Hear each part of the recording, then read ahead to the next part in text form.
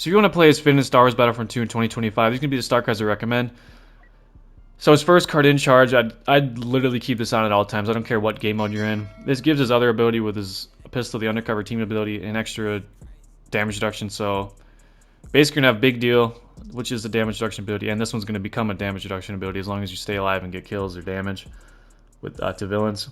So again, having two DR abilities is just insanely good.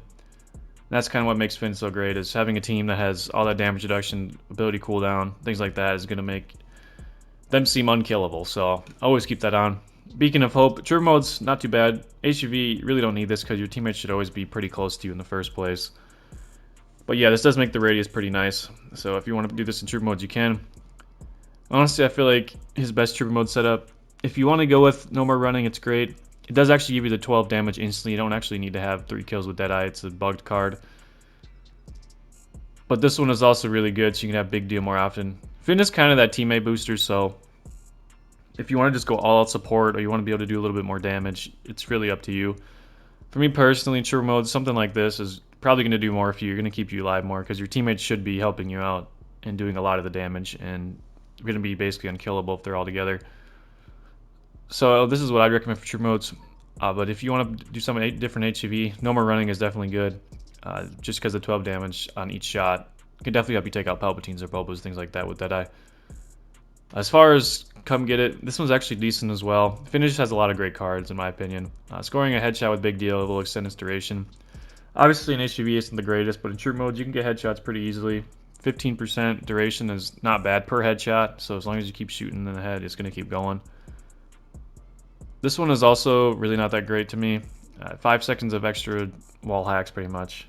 Not really that important. By the time your teammates should be there killing them already, so really don't need that one.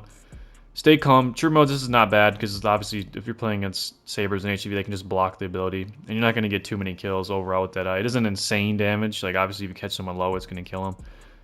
But a lot of times you're going to be killing things like a Phasma, Boba, Palpatine, who all have either really good health or movement, and you got Iden who's just got a shield. So there's so many ways to counter his Deadeye. I don't think it's absolutely the greatest ability in the world. So that's kind of why I don't think this is absolutely necessary card, because Finn can just be way better as a support in my opinion.